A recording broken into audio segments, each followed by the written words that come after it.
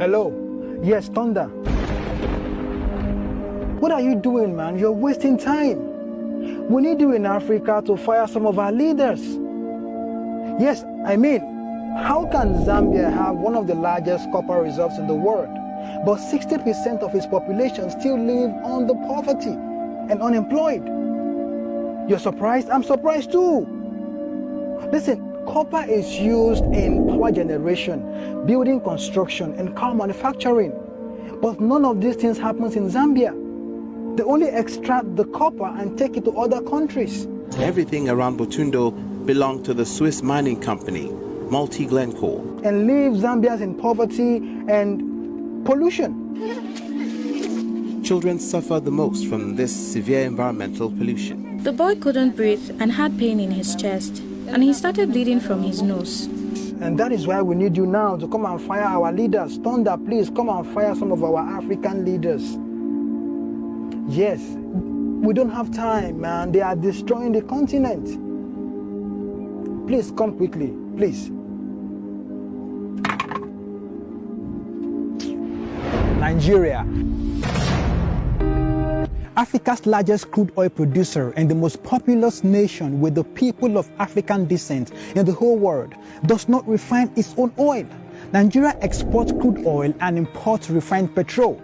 Listen, this means that Nigeria's crude oil is actively creating employment in other countries while millions of Nigerians are unemployed and living in poverty. It was Nelson Mandela who said that until Nigeria gets its act right, the African continent will continue to suffer. Okay, are you angry because of Nigeria's crude oil? Let me blow your mind. I know many of you like chocolate, but do you know that there are chances that the chocolate you had today came from the cocoa bean in West Africa? Because 70% of the world's cocoa bean comes from the African countries of Ivory Coast, Ghana, Nigeria, and Cameroon. But surprisingly, none of these countries is the top producer of chocolate. But every day we spend billions of dollars to import chocolate. It's the same thing. The way Nigeria's crude oil is being exported is the way we export our cocoa to import refined goods. As these resources keep going out to power other economies, this is how unemployment and poverty keeps growing. The origin of this cashew is illegal land. Now they are taking it to different countries now. We have no machine here, the federal government is not assisting us and the state governments.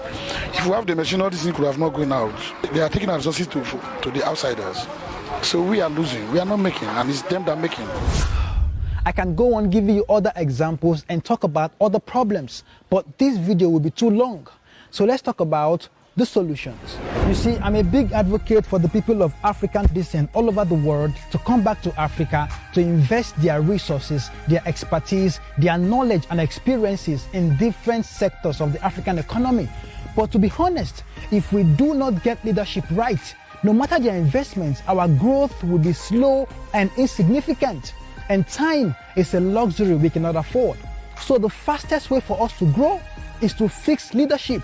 And leadership cannot be fixed if we as individuals do not fix our minds. Let me explain. This man you see was a two-term governor of a state in Nigeria. He was sentenced to 12 years in prison for diverting over 8 billion naira of the state funds into a private account. Barely 6 months after his conviction, he managed to get out of jail.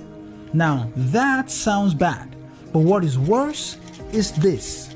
When he got out of jail, he was welcomed like a hero. This man pleaded guilty for stealing over $250 million when he was the state governor. He was sentenced to 13 years in prison and he served only 4 years. When he returned, he was also welcomed like a hero.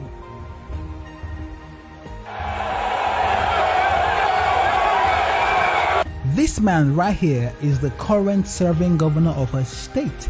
He was caught on camera taking $5 million bribe from a contractor. Even with this evidence, the people still supported him and made him a two-term governor.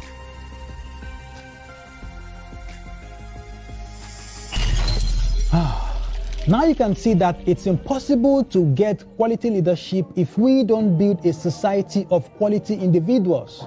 The king is nothing without the kingmaker. And in this case, we are the kingmakers. We, the people, give them the power they possess. Until we build our minds to look beyond religious and tribal sentiments, we will continue to have leaders who will steal public funds and open the gates to foreigners to take our resources while we continue to struggle. Our biggest problem is ignorance, so that is why you have to share this video, because the more enlightened Africans are, the better our chances of building a better Africa.